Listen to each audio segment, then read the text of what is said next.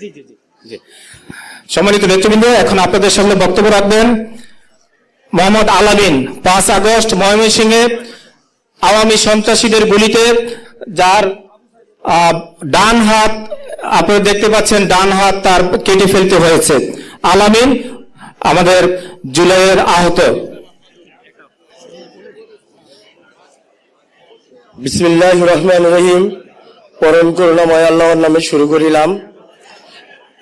5 August খুনি হাসিনা পালিয়ে যাওয়ার পরেও আওয়ামী লীগ সন্ত্রাসী বাহিনী এবং পুলিশ বাহিনী একত্রিত হয়ে আমার এই ডান হাতটা দ্বিখণ্ডিত করে ফেলে।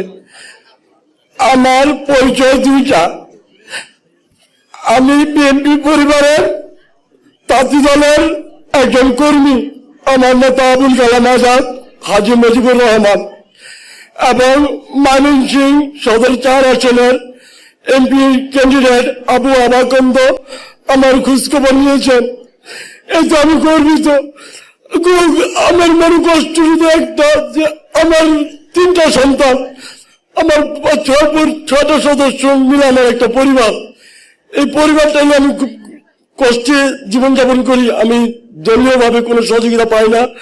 আমার পাওয়ার কোনো ইচ্ছা নাই। ইচ্ছা যেটা পাওয়ার ওটা আমি পেয়ে গেছি। যে আমার বড় ভাই আমার সামনে বসে আছে, ওটা দীর্ঘদিন পরে দেশে আসছে, ওনার সাথে আমি বসতে পারছি, এটাই আমার সবচেয়ে বড় পাওয়া।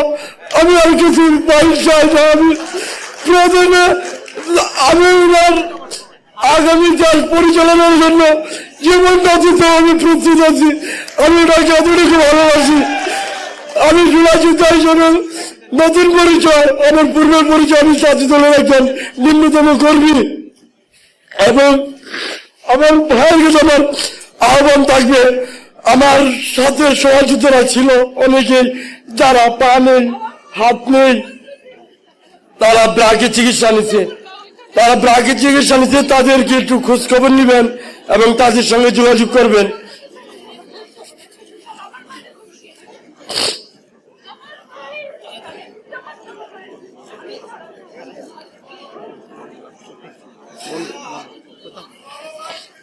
এবং আমাদের মাঝখানে অনেক ভাইয়ের চোখ ওই সময় চিকিৎসা করলে ভালো হইতো, কিন্তু ডাক্তারের অবহেলায় চিকিৎসা করতে পারে নাই, না হলে অনেক চোখ ফিরে আসতো।